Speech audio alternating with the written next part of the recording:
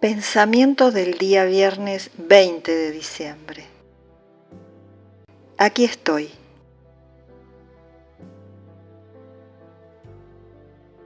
Nunca terminaremos de comprender el valor de vivir el momento presente. Lo cierto es que si vivo el presente, conmigo está Dios, en lo que Él quiere para mí en ese momento y en su gracia actual.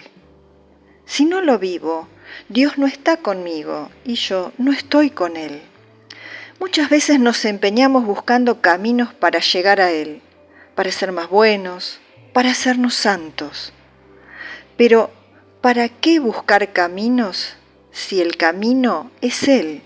Y Él está allí, eterno presente, esperando que en cada momento de la vida que se nos da pueda entrar a colaborar con nosotros para obrar con y en nosotros y hacernos realizar obras dignas de hijos de Dios.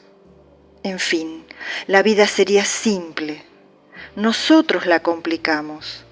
Bastaría insertarse bien en el presente con todas sus alegrías, sus imprevistos, sus penas, sus desvidos esfuerzos, y todo se deslizaría por sí mismo, como si un poderoso cohete nos transportara a la eternidad dichosa.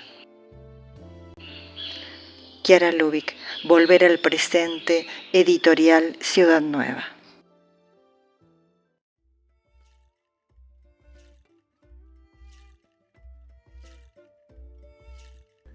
Palabra de vida. Diciembre de 2024. Nada es imposible para Dios.